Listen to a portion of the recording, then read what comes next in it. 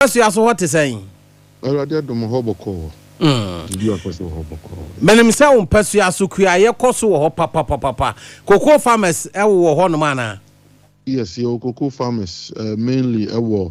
Amantanaman zone ho kua for ho pa. Your pockets of areas so kua for pa. Eno kre kua ye de eno ne ye bebre on the constituency na saying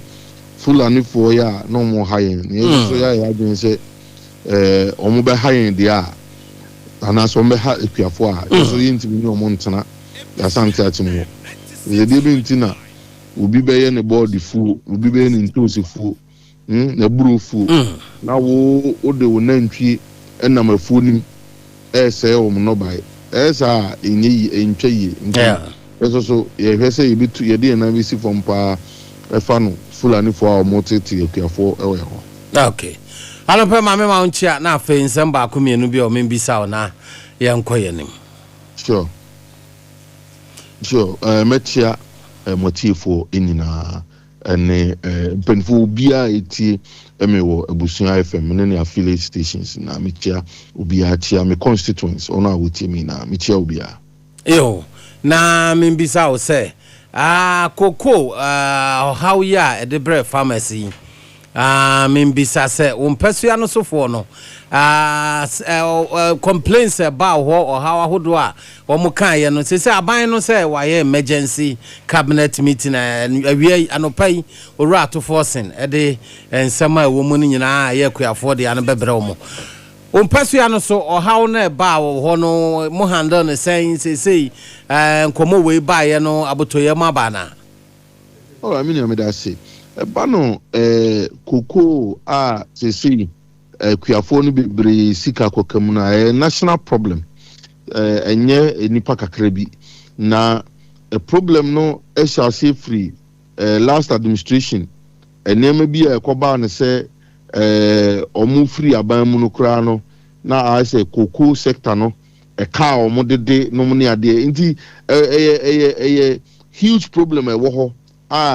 yes, cabinet meeting akosi minim say ansana ene no be ko na wie na mpanifo akere kwan o mbefa so a omo bebo akuafo ka akodidim no omo sa be kana omo kokko wo ha ye nto ne kra no omo timi aton ama omo sa ka musika vize kokko akuaye no ade a din ye na they sacrifice a lot so akuafo no they sacrifice a lot intimi ma say obaye okuei aye adwumaden na brebedu asa obeton kokko no kra huska akwatwe onsanka ana se impu ukokoro kra nyakra ntoy kra na kampese onsakra ka musika nti mi wugidie se with the cabinet meeting akoso no by ansana enne ebekọ na wie no ne enya asempapa bi ate ama yenso ye de akofo mama yekuafo na momotie ehu kwan ombefa so omo so sabeka omo so omaketua okua yenim ana kokukua yenim. Okay, Honorable Ohene Kwame Frimpong, MP Asante Akyem North constituency ena wa homa no so a ye ne no bonko ye ka Asante Akyem North a capital na ya gogo ono ana Honorable ande apia kubi oji city no ya de free nsem opani what the MP afia twamu ene bosome kakra ni memi sasa umpesua no so ho na nkasa wo hwa problem ben pa na umpesua no so dikan pa hamo umpesua no so Fulani insensem when it comes to agriculture but afi adeba akoso so high low voltage energy ho insensem electricity ho insensem so and also so another major thing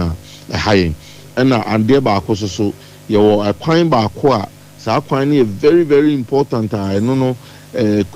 friend saying kuafo no bebre nam so de ko mumfum ni ade no ye abrewapon bebome kwan. Okay. These are the three major things a problem was Asante Akyem North.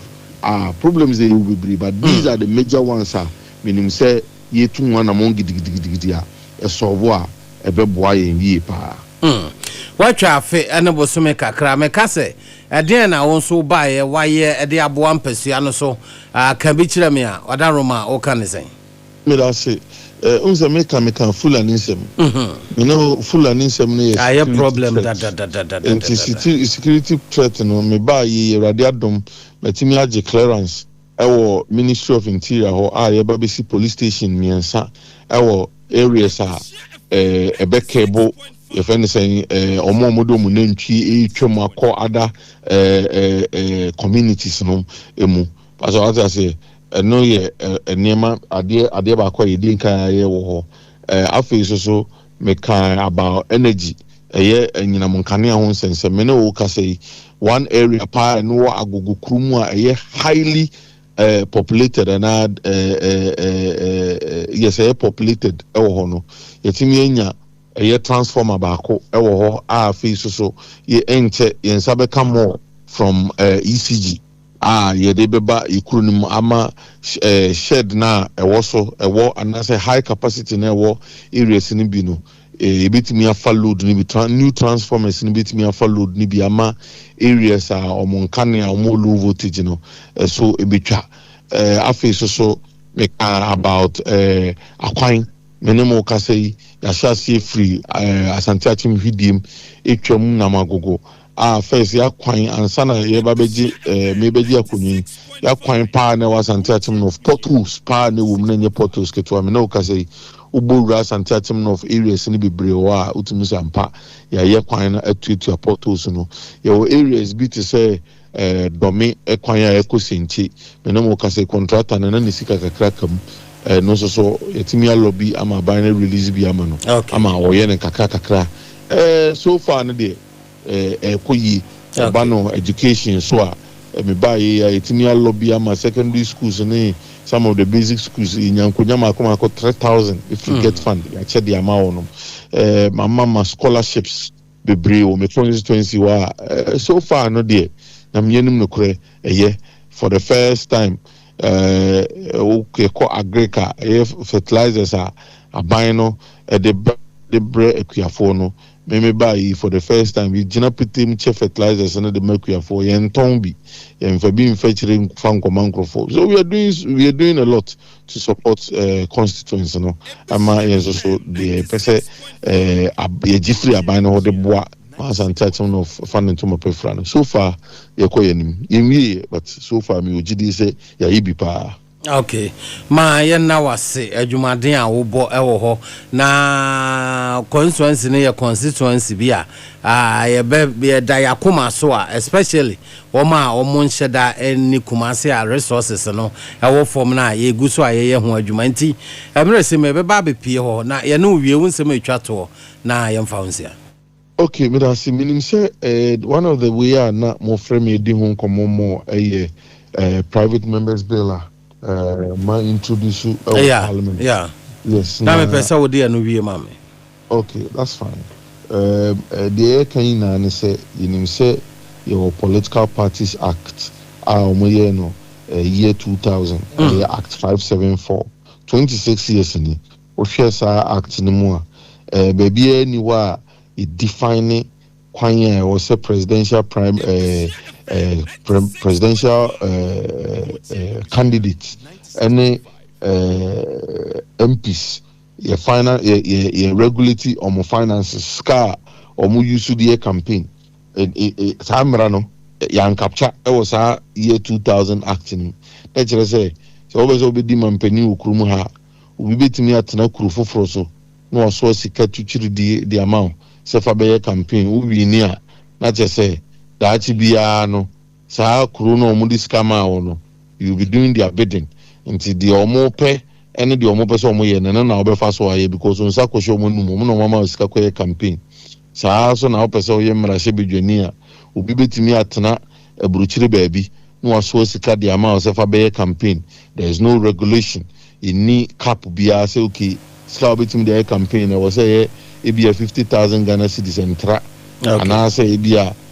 donations are receiving no ebia also receive donation 10,000 per entra into these nema we are provisions we are any a political party act no eboa ema sebe de sechinchim eba eboa ema yintimi ma pepepe ye enkoso wo ye politics no pa ye politics mo a emema do so say ma ye wo ma bibre o munya o meba politics ni pa but o munim say sika ya na ye say no during primaries no during election contest no muni ade no ano wo shi ndi o mo ya na a discourage omo saa mabunu so saa eya na discourage omo nti ye de ka ne se yenhwem afa ne ni nkomo ne yenhwe kwan ye be fa so a ye de cap ebeba ye political campaign financing ne ehun se okay ensese obi efree ewiase baabi edi skabro edi ye campaign na so do bro ska kura na ebia ehun cat no eni ewo se ebi ekuduru untimi ntra saa sika wi anasese na etimi regulate se na be ya ye parliamentary primaries a nipa ba ku ntimi nkofa sika de man koto tv nkoto moto ni ade meche na owi a wa ba fa so de awini a make so no nanka de na won hye dan kuta sika obechama delegate no ono pa nanka kuro ne da ne koma so anko nya ya obegire ne ho ya adwuma de aboa Ghana mai but esan se obi tinchen na wanya sponsors bi o matam sika twuturu di amano no oba bi ramra se bi dwom ho na che se e ka ba be da no so ntie wo se kwan bi obefa so a obetua omo man sika de be campaign no wo se esa kwan no eno na be dadin den aba beto no so ntie sa de na pesi yi free ho na Ghana fa no tuma petra. Okay. And then nurse so so koi wa na so present a positive side wo honum yinimi say